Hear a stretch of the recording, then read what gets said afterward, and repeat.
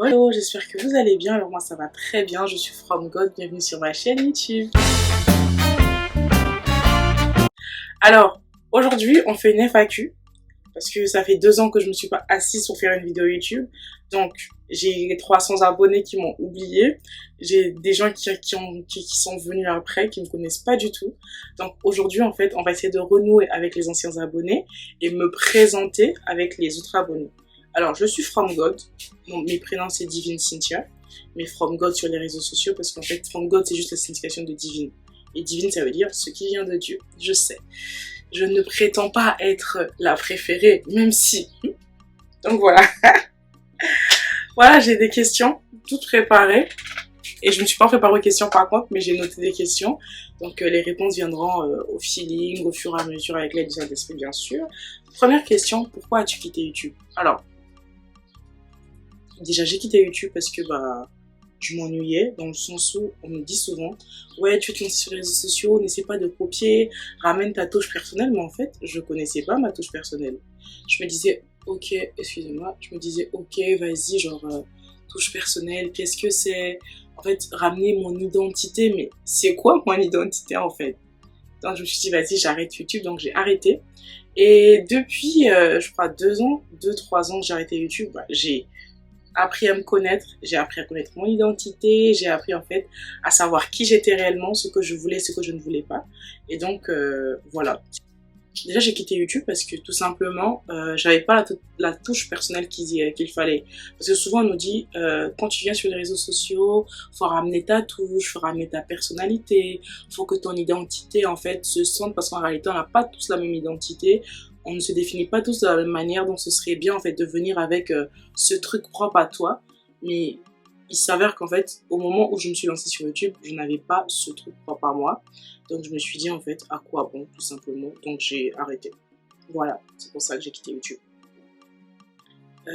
Pourquoi revenir maintenant?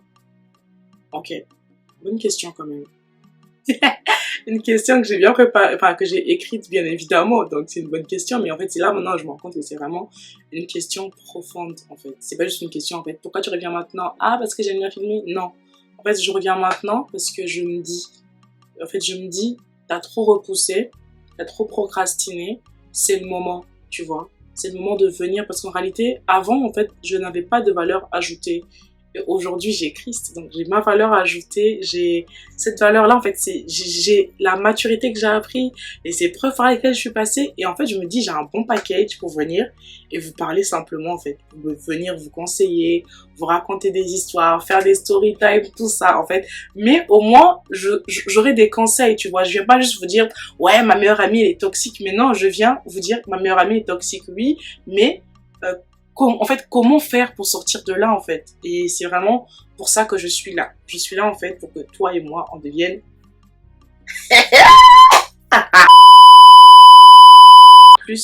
Qu'est-ce qui t'a le plus marqué dans ta vie d'adulte?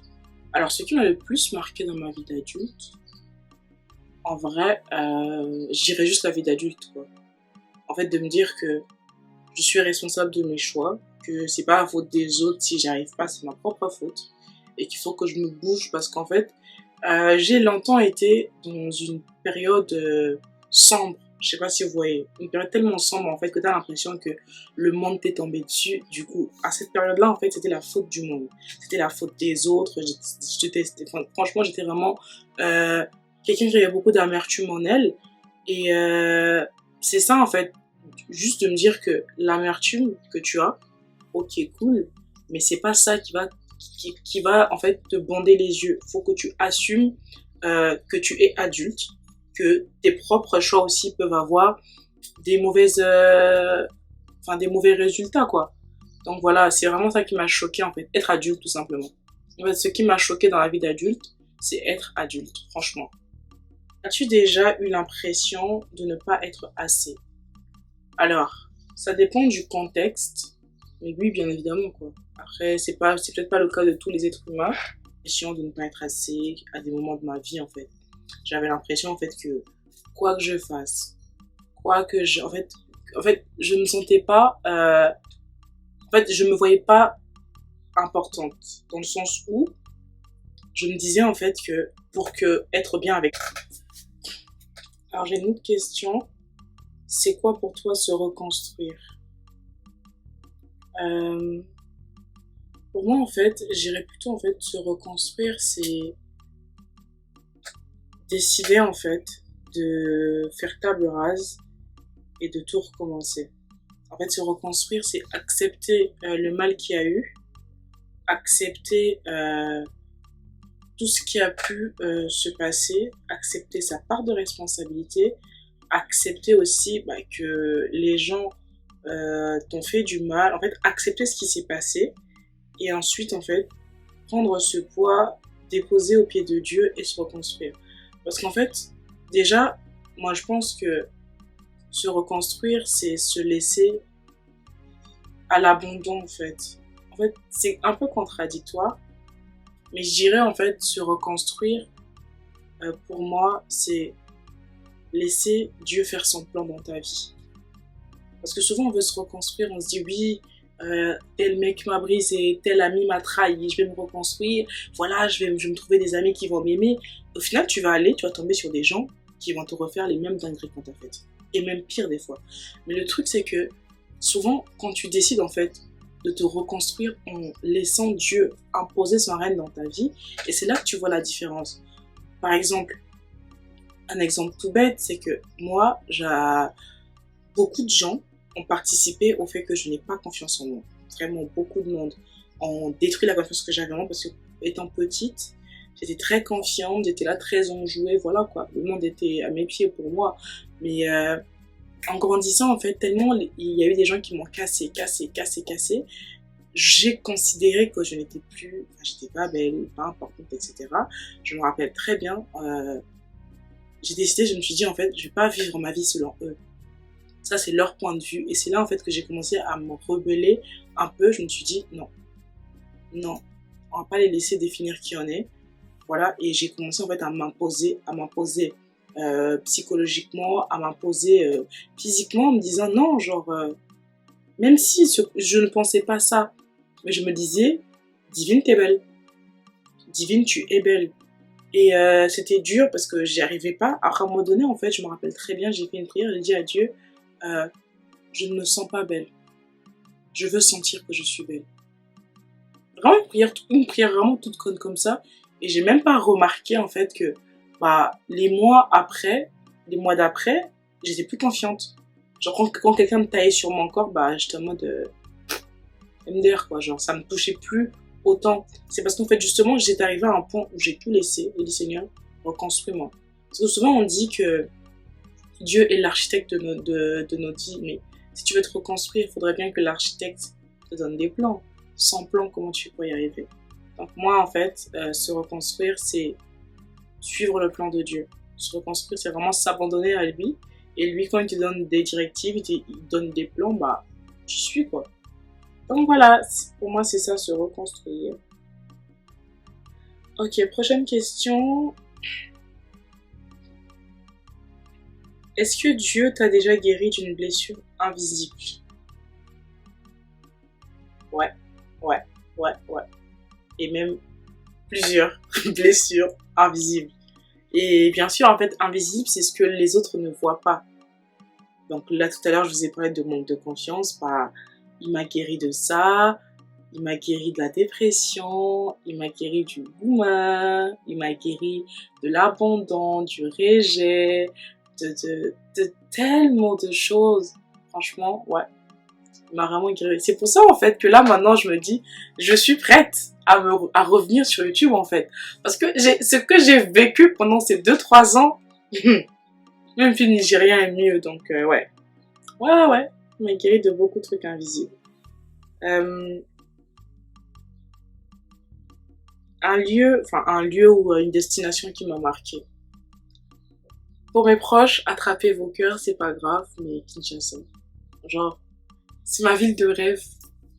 Je sais pas vous, mais en fait, je suis pas née là-bas, j'ai pas grandi là-bas, mais Kin, c'est ma vie, genre. Si, en fait, s'il y a une destination là maintenant, on me dit, hey, où veux-tu aller, Kinshasa? Qui est Dieu pour toi aujourd'hui? Aujourd'hui, je dirais en fait que Dieu est la fondation de ma vie, tout simplement, en fait. Dieu est la touche personnelle que je cherchais avant pour être sur YouTube. Dieu est en fait ce qui me démarque aujourd'hui. Dieu est mon père. Dieu est quelquefois ma mère. Dieu peut être quelquefois aussi mon grand frère. Et en fait, Dieu est tout pour moi aujourd'hui. Et dire tout, j'ai l'impression que c'est vraiment une phrase qu'on a banalisée un peu, dans le sens où on s'est dit, ouais, Dieu est tout pour moi, mais des fois on se rend pas compte à quel point il est tout. Moi, en fait, aujourd'hui, Dieu est mon antidépresseur. Dieu est l'ami, en fait, qui essuie mes larmes parce que je parle à mes sœurs, je parle à mes amis, mais je dis jamais tout. Et en fait, il y a des choses que tu n'arrives pas à verbaliser et il n'y a que lui pour comprendre. Et Dieu est vraiment ce pansement-là qui vient et qui te dit, ouais, je t'aime. Je t'aime et ça va aller. Je t'aime et je veille sur toi. Je t'aime et tu as de l'importance à mes yeux. Je t'aime et tu es ma fille. Je t'aime et je prends soin de toi. Je t'aime et c'est pour ça que j'ai mis ces capacités en toi. Tu as de l'importance à mes yeux. Que tu as des dents en toi. Arrête de te sous-estimer. En fait, c'est ça en fait. Vraiment, ouais. Dieu est tout ça pour moi. Et encore plus. Parce que je suis sûre qu'il y a encore d'autres dimensions que je n'ai pas encore expérimentées. Mais ouais, c'est ça que Dieu est pour moi.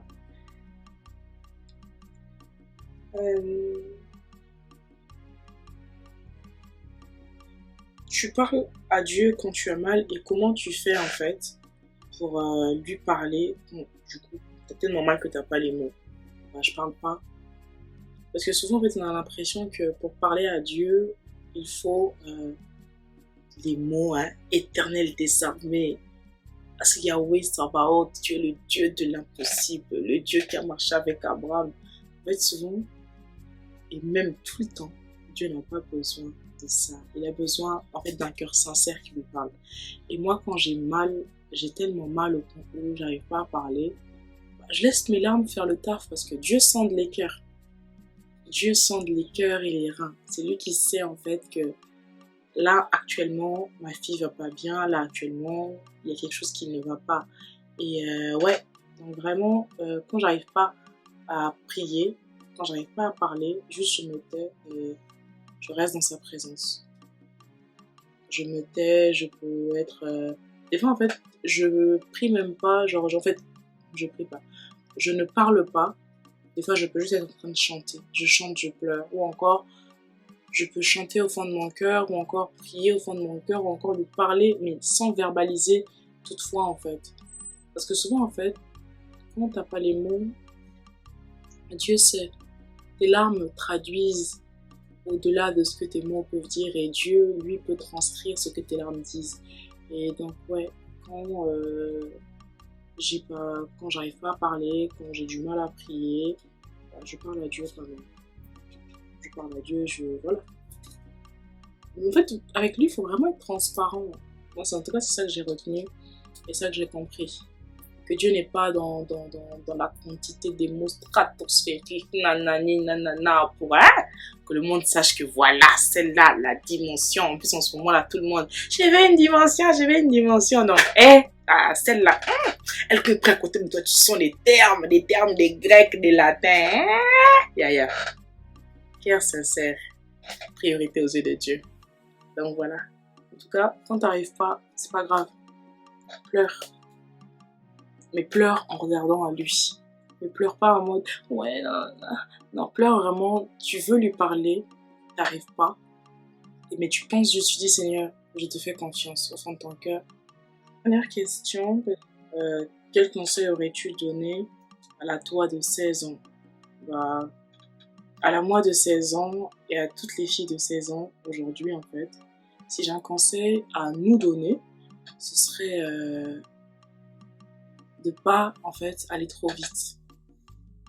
Parce que souvent on se dit oui j'ai 16 ans, je suis grande, je peux faire ci ou ça en fait. Je vous demanderais juste en fait de réfléchir, même si c'est dur à cet âge-là de se rendre compte, mais à chaque décision que vous prenez, dites-vous qu'il y a des conséquences après. Dites-vous en fait que bah, quoi que je fasse aujourd'hui, que ce soit voilà, pour aller m'amuser, etc. En fait, analysez tous les angles. Analysez et dites-vous vraiment en mode, est-ce que là, en fait, en faisant ça, est-ce que c'est normal? Est-ce que c'est bien? Est-ce que il n'y aura pas de conséquences? Est-ce qu'en faisant ça, je me ferai pas du mal à moi ou encore à mes proches? Est-ce qu'en agissant de la sorte, enfin, franchement, tout ce que je peux vous dire, c'est faites attention à ce que vous faites et faites-vous confiance. Vous êtes belle, vous êtes beau, vous êtes intelligent, vous êtes intelligente, vous êtes choisi de Dieu, Dieu vous aime, peu importe si vous l'entendez ou pas. C'est votre papa, que vous l'aimiez ou pas, lui il vous aime. Donc voilà, ce que je peux vous dire, c'est gardez confiance en vous, ne laissez pas les gens définir qui vous êtes, ne laissez pas le monde dire que vous êtes compétent ou pas, ne les laissez pas vous mettre dans une case. Explorez et faites confiance à Dieu et je sais que mes go ou mes gars de 16 ans aujourd'hui là, demain c'est vous qu'on regardera et on dira bravo. Bravo parce que t'as pas lâché. Bravo parce que t'as pas abandonné. Bravo parce que t'as tenu bon. Parce que vraiment, ouais. Et c'est tout ce que je vous souhaite, en fait, en réalité. Parce qu'aujourd'hui, les jeunes de 16 ans n'ont pas forcément les mêmes situations que moi j'avais quand j'avais 16 ans. Mais s'il faut m'adapter donc à ce qu'il y a aujourd'hui, bah, je vous dirais de vous faire confiance, de ne pas laisser le monde vous définir, les standards vous définir, vos parents des fois aussi vous définir. Les parents vous aiment, ça c'est sûr. Ce sont vos parents, ils vous ont créé limite un peu, hein, mais ils vous aiment. Mais en fait, ce que je peux vous dire, c'est que ne laissez pas le monde vous définir parce qu'il y a des parents qui sont toxiques qui peuvent vous faire croire que vous n'êtes pas belle, vous êtes trop grosse, trop mince, pas intéressante, pas intelligente, alors qu'en réalité, personne n'est bête.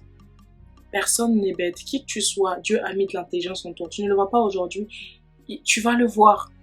Tu as des compétences. Personne n'est nul. Dieu n'a pas créé de personne nulle. Il est Dieu. Pourquoi il créerait des gens nuls alors que la Bible dit qu'il a créé l'homme à son image et à sa ressemblance. C'est-à-dire qu'il t'a doté des capacités extraordinaires. C'est juste que tu ne les vois pas aujourd'hui. Mais j'aimerais te dire à toi qui as 16 ans aujourd'hui que tu es quelqu'un. Tu es quelqu'un. Je n'ai peut-être pas 1 million de followers, je n'ai peut-être pas 1 million sur ton compte en banque, mais tu es quelqu'un. Et même si tu les avais, tu es quelqu'un. Et personne ne doit venir te dire que non, t'es trop nul. Ouais, toi, c'est trop la loose de traîner avec toi. Tu es quelqu'un et Dieu t'aime et surtout, ne te définis pas par rapport aux standards parce que c'est ça qui brise souvent. Et moi, c'est ce qui m'a brisé à l'époque. Je sais pas si j'avais 16 ans ou moins, mais ne te définis pas par rapport aux hommes et fais confiance à Dieu. Et je suis sûre et certaine que de cette génération d'adolescents aujourd'hui, vraiment, il y a les grands de ce monde. Donc, ne vous découragez pas. C'est vous l'avenir de toute façon. Donc, voilà. J'espère que la vidéo vous a plu. Mais juste avant de terminer la vidéo, j'aimerais en fait que l'on prie ensemble. Ça sera une prière courte. Mais j'espère vraiment que la prière en fait arrivera à destination. Parce que vous savez souvent, Dieu peut faire en fait, me pousser à faire cette vidéo juste pour une personne. Donc si tu es là, enfin si tu regardes cette vidéo et que tu sens que bah, tu veux rester pour la prière, n'hésite pas. Donc je ferme mes yeux et je vais prier. Seigneur, je te rends grâce pour cette personne qui a regardé ma vidéo. Merci pour sa vie, Seigneur. Et je demande à ce que, Père, que tu sois avec elle, que tu manifestes ta présence en elle, qu'elle sache qu'il y a un Dieu dans les cieux qui se préoccupe d'elle, qu'elle sache, Père, Seigneur, que elle est avec quelqu'un qui l'aime, que le Dieu qu'elle cherche tant l'a déjà vu et la voit tous les jours. Seigneur, je veux que cette personne, ma Père, soit restaurée, qu'à chaque étape de sa vie, Père, que ton Esprit Saint l'accompagne, que ton Esprit Saint la fortifie. Aide-la, Père, à en savoir plus sur toi. Je te rends grâce de ce que la prière est exaucée, Père. Merci. Nous t'avons ainsi prié. Amen. Amen. Donc, merci d'avoir regardé cette vidéo. On arrive à la fin de cette vidéo. J'espère qu'elle vous a plu. J'espère que vous avez passé un petit bon moment avec moi. C'est le retour sur YouTube. Donc, je me laisse guider par l'Esprit Saint pour le prochain sujet. Mais voilà, c'était un peu ça, pour apprendre à me connaître. Et vous aussi, vous pouvez me dire en commentaire ce que vous avez pensé de la vidéo, si vous avez aimé, ce que je pourrais améliorer, parce que ça fait longtemps. Ah, ça fait longtemps vraiment que je ne me suis pas assise sur YouTube, donc pardonnez. Je vous demande pardon, population. Ça fait longtemps. Donc là, ayez pitié de moi. Donnez-moi des conseils. Comment je fais? Est-ce que... Je sais pas en fait ce qui vous a un peu dérangé dans la vidéo. Expliquez-moi et dites-le moi et puis on va s'arranger en fait. Comme ça, moi, je m'améliore avec vos commentaires et vos avis.